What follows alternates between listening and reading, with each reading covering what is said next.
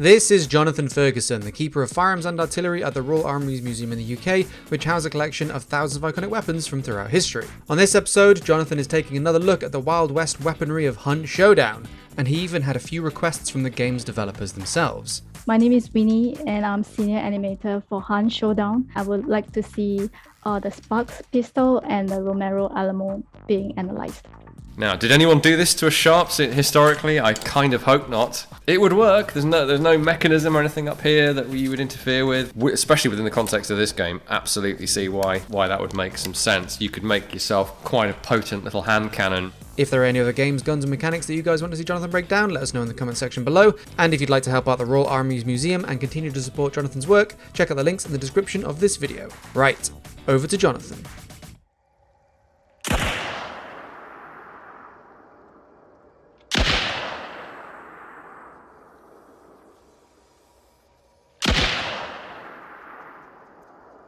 Now, we've got quite a late 19th century setting, if I remember rightly, for this game. So the 1890 Berthier cavalry carbine, which is what this is absolutely fine for that. The only thing I'd say about that is that this are pretty, as we say in the UK, knackered.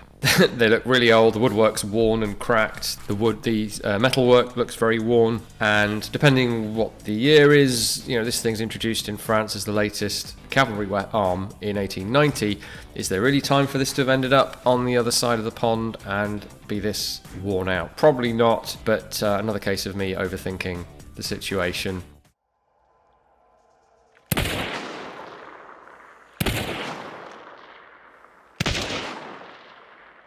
Alright, this thing looks like the Colt 1871/2 open top revolver design. The barrel assembly with the ejector housing on it, and the profile of that's quite distinctive. The hammer is curious, looking like it's made out of brass or what used to be called gunmetal. Yeah, weird. So it's got a brass hammer with a added on steel firing pin pinned to the end of that hammer. Doesn't make a huge amount of sense, but that's what I see. This thing looks great in first person, really detailed, nicely modelled. The sort of decorative features stand out really nicely, but also the condition of the thing. So we've got that ejector rod assembly on the side of the barrel. This is what gives the single action army its distinctive appearance. It would look very weird if it didn't have it. Point of that is, clearly, to enable you to eject empty cases, because when cartridge cases are fired, they expand. Yes, they do retract slightly, but they don't by any means fully contract. Sorry, not retract. So they are a little bit stuck in there by friction and also by a bit of fouling that's been blown back around the mouth of the case, but mainly that sort of stiction from the metal. And so you cannot just shake the gun, nor would you wish to try shaking the gun to just let the empty case fall out.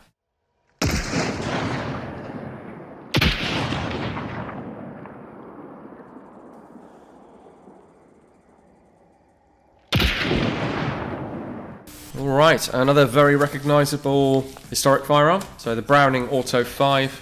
This is one of ours. It happens to have a military style sling on it and a rib on the barrel.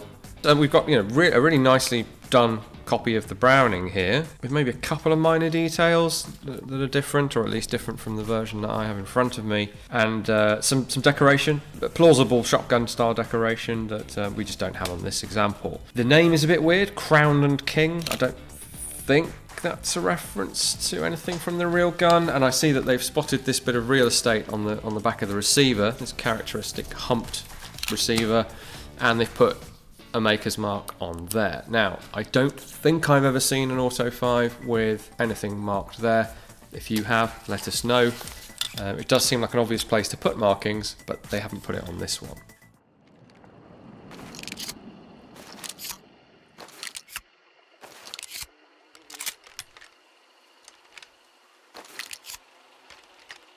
Alright, so at first I thought we were looking at a bit of a cheeky +1 here, where we would just insert 5 rounds into what is supposed to be a 4-round tube, but actually the way it works is you insert as many as you can, 4.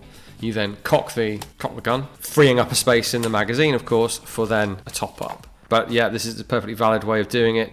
of course, doable on almost any firearm. So something I do like to see and would like to see more of is firearms in games that you can interact with as though they're real, if that makes sense. So it's not just going through the motions of an animation when you press a button. You are pressing a button to operate that feature on the gun.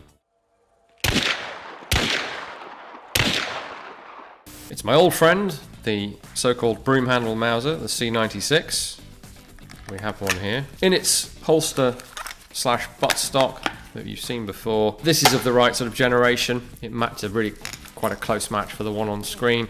The hammer isn't quite right for this model, for this commercial model of the C96, but it's really very good. Otherwise, all the necessary contours and cutout panels and things are there. I'd have to be incredibly nitpicky to spot anything wrong with that. So they've done a good job.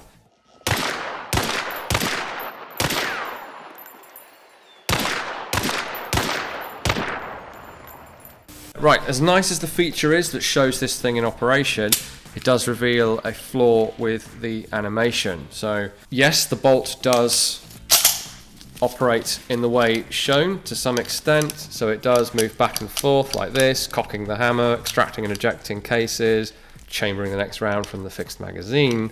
However, that's not how the gun works. The bolt still has to be unlocked, just like on a slide operated gun, and to do that, the whole upper part of the gun has to move, just that short distance there before the locking piece on the bottom of this assembly drops down, the lugs go out of engagement, and the bolt can then, you can see how easily I'm pulling that back just with finger and thumb. That's because that's unlocked. When it's forward, way more pressure required for me to pull back on that, and I can't help but end up locking it open because we don't have any rounds in the magazine. Quite nerdy, but if you want to show this thing operating, like we'd always comment on a slide on a gun not moving, a slide on a pistol not moving, a normal self-loading pistol. Same applies here. It's just that it's the whole upper part of the gun that moves like that.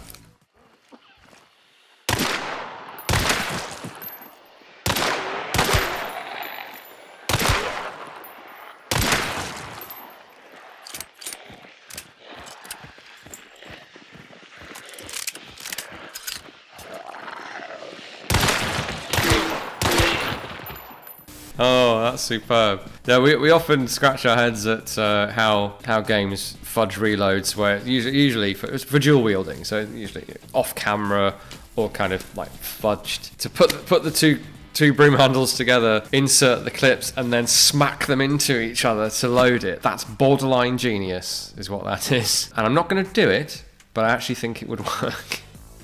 Hi, Dave again, just interrupting to provide a little background for this next clip. Basically, last time Jonathan saw Hunt Showdown back in March 2021, he critiqued the Sparks rifle for having a redundant cocking animation in its reload. Crytek actually saw that episode and, well, they implemented Jonathan's feedback and changed the animation.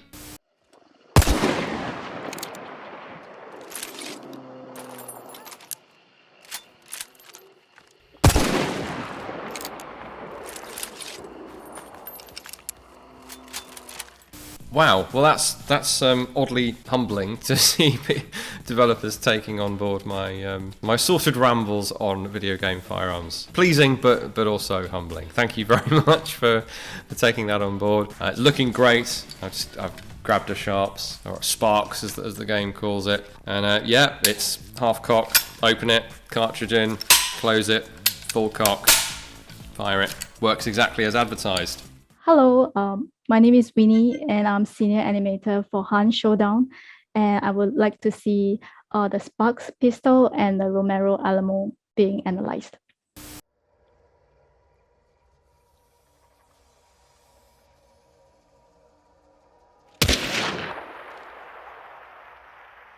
What have they done to you?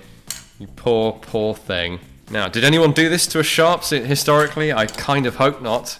But yeah, so if you, I mean, it would work. There's no mechanism or anything up here that you would interfere with by cutting the poor barrel off, hacking away at the stock. Some nice detail there of the damaged wood where it's been roughly hewn, especially within the context of this game. Absolutely see why why that would make some sense. You could make yourself quite a potent little hand cannon by doing this.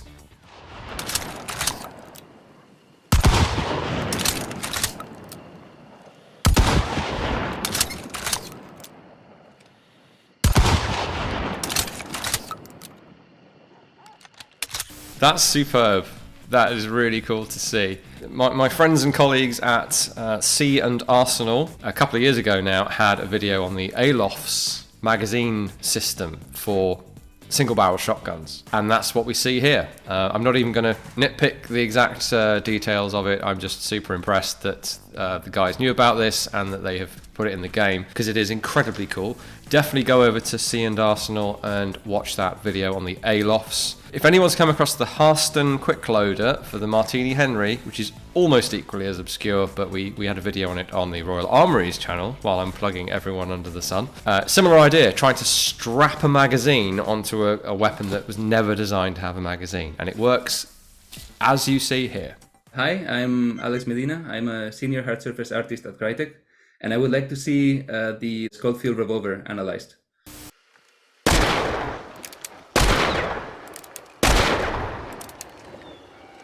Okay, I happen to have paused this video bang on a discharge, and it might be happening a bit far back in the sort of recoil cycle, if that makes sense. But we've got a very nice depiction of the flash in the cylinder gap, where you get a flash and a bit of smoke between the cylinder and the barrel. Timing might be a little bit off there, because that would happen on discharge and then the recoil happens immediately after that. But that would be incredibly nitpicky of me. So it is like a snub nose Schofield. The Schofield should have a longer barrel than that, but that kind of is kind of overshadowed by the huge knuckle duster, which does I like the look of this thing quite a bit.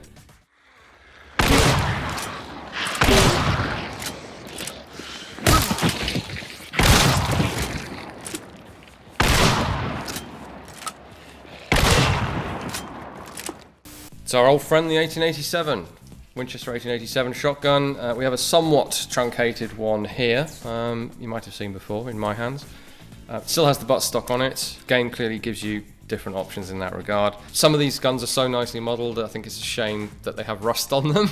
I'm kind of hoping there's a mechanic for cleaning them, or at least finding pristine or more pristine versions. But it definitely adds character and fits the sort of cowboy diesel grime of the, of the whole feel of this.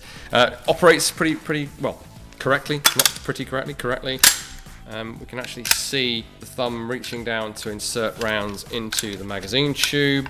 We've got the spin cocking thing. Now, you do need the large loop for that, or you're going to break your hand. But then also the conventional reload as well. I think a game like this might even be incomplete without a Winchester 1887, to be fair.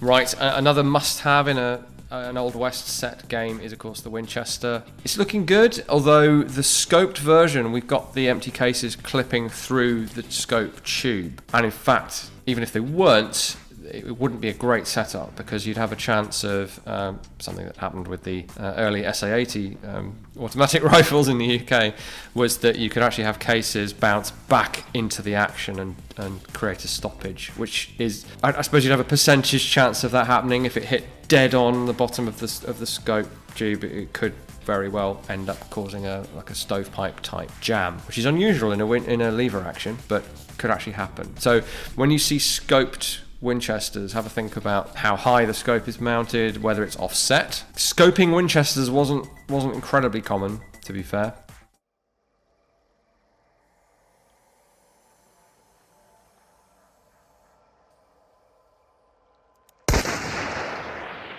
Oh, I'll stop you there. Right, that's a new one. I mean, the rifle's not new on me. We have a number of them. It's the French Lebel, standard service rifle of the First World War. And it's nicely represented on the screen in front of me, except for, well, it's still nice. It's just not realistic. So the butt plate has been replaced by, I think it's meant to be like a butt plate and then like a meat cleaver. Now, of course, having a really sharp, well, I don't know how sharp it is, but a sharp and potentially rusty bit of metal directly under where your hand is going to be. Yeah, don't fancy that, but I'm kind of looking forward to seeing this in use. I think it's going to be, just to guess, a sort of butt stroke affair rather than spin it round and use it like a poleaxe or something, but I'm excited to find out.